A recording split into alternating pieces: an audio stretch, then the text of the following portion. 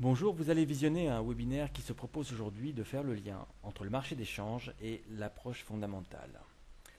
Le webinaire que nous allons présenter est réalisé par Trader Forex et sponsorisé par le courtier AvaFX.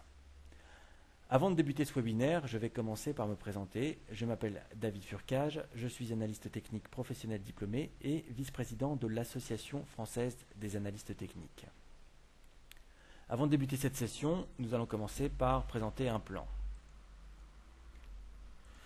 Alors dans un premier temps, nous allons introduire l'analyse fondamentale et son lien avec le marché des changes. Dans un second temps, nous survolerons quelques théories macroéconomiques du taux de change. Dans un troisième temps, nous aborderons un cas pratique. Et enfin, nous conclurons sur ce qu'il fallait retenir de ce webinaire. L'analyse fondamentale se base sur les conditions économiques pour tenter d'expliciter ce que va être le taux de change dans les prochains mois, dans les prochaines semaines. Qu'entend-on par conditions économiques? Eh bien, l'observation des principales statistiques économiques qui permettent de déterminer si les conditions économiques sont bonnes ou mauvaises.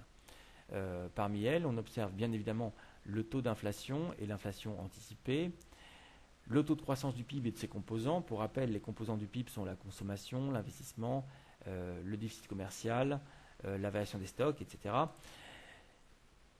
Les taux d'intérêt à court terme et à long terme, et dans ce cas-là, ça fait appel à la notion de courbe de taux. Le taux de chômage et l'emploi, qui détermine si un pays est en bonne ou mauvaise posture. Les décisions de banque centrale quant au taux d'intérêt, notamment au taux d'intérêt à court terme. Et enfin, les enquêtes de sentiment qui constituent une opinion des investisseurs, des industriels ou des consommateurs quant à la situation économique à venir.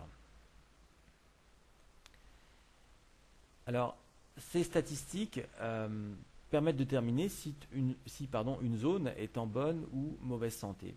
Et bien évidemment, on va comparer cette zone à une autre zone pour les mêmes statistiques, ce qui va déterminer si un pays, par exemple, est en croissance forte.